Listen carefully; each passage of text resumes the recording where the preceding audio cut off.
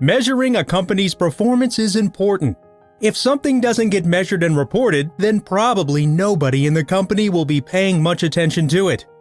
Traditionally, companies have relied on financial indicators in order to measure their performance.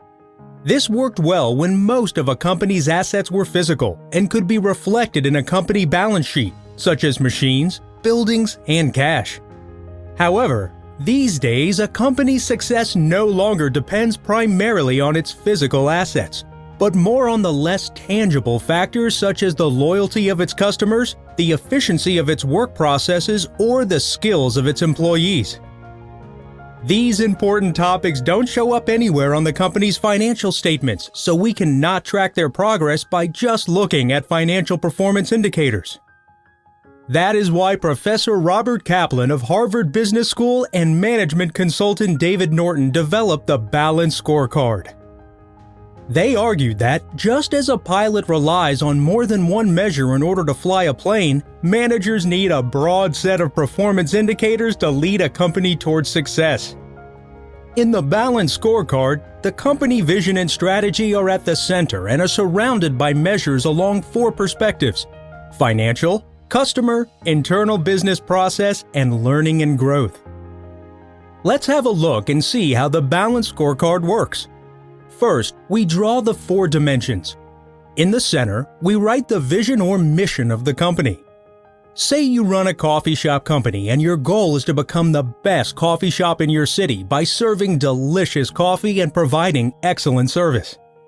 Then we can start defining measures for each of the four dimensions. The financial measures reflect what the company's shareholders ultimately care about, including things like sales, gross margin, and net profit. However, your coffee shop can only have financial success if it has lots of happy and loyal customers. So in the customer dimension, you can measure how many customers you serve each month and how satisfied they are with your coffee. In order to do well along the customer dimension, a company must do its work well. This is measured by the business process perspective and deals with the question, what must we be good at in order to succeed as a business? Performance indicators here can include the time taking to process an order, time needed to prepare a coffee, and the number of complaints or quality incidents. Finally, a company needs to keep on learning and improving. The question, can we continue to improve and create value, is captured in the learning and growth perspective, with measures that can include the skills acquired by company employees or the development of new items on the menu. In the end, all measures are related to each other. Only qualified baristas will be able to make good coffee and serve customers well. And only with good coffee and excellent service do customers come to your coffee shop, which in turn will lead to good financial results. So, to perform well financially in the future, companies need to do well on the customer, business process, and learning and growth dimensions today. This is why financial results are referred to as lagging indicators, since they tell us about past performance. Results related to the non-financial dimensions are called leading indicators.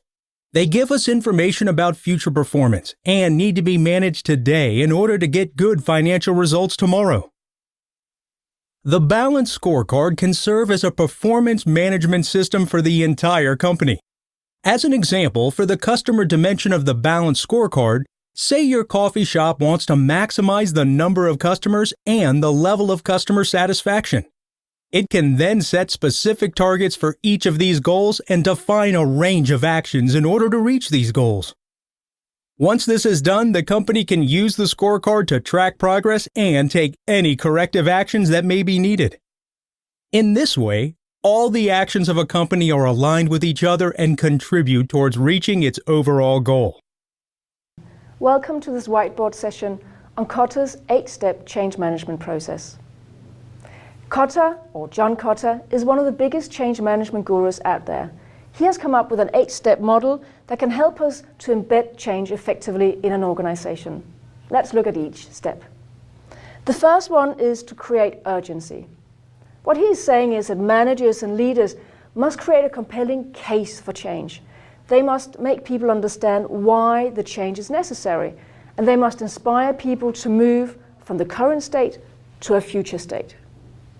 Secondly, he talks about forming a powerful coalition. With big change management programs, it is not enough that you as a project manager or change manager does all the work and does all the communication. You need a team, a coalition of people who can help you do that. So you need to identify key people within the organization who can act as change leaders or change champions to help embed it into the organization. Thirdly, he talks about creating a vision for change. The vision must be short, clear, understandable, and preferably have an emotional element to it and a creative element, because we want the vision to be easily understood by the people who are affected by the change. Change can be emotional, hence we want to communicate in that way. We want the vision to be relevant to the people who hear it. Next, we need to communicate the vision. Of course, it's not enough to have a vision if we are not using it. That means that you must embed the vision into everything you do on your project, be it written communication or verbal communication. But even more than that, you must showcase the vision, walk the talk, demonstrate the vision, be the change you want to see. The next step is to remove obstacles. As you get into the thick of change, into really the body of the work, you will find that there may be physical obstacles or emotional obstacles. This is where the change team needs to step in and help people overcome those obstacles. They must listen to people's fears or concerns and seek feedback, create feedback loops so that we can understand what is working well, what is not working so well, how can we improve and overcome the obstacles. The sixth step in Kotter's model is to create short-term wins. There is nothing as powerful when you implement change than demonstrating the benefits early on. Don't take 2 years to create a program and only deliver benefits then. Chunk your change project up into sizable pieces, for instance, different phases. And at the end of each phase, you demonstrate tangible benefits. We also talk about it as low-hanging fruit or quick wins. You want to win people over early on by demonstrating what's in it for them. The seventh step is to build on the change. Don't let up too soon. You need to keep repeating the above steps for quite a while for it to be embedded. That means that you must keep communicating the vision, removing obstacles, and keep delivering benefits. And lastly, anchor the change.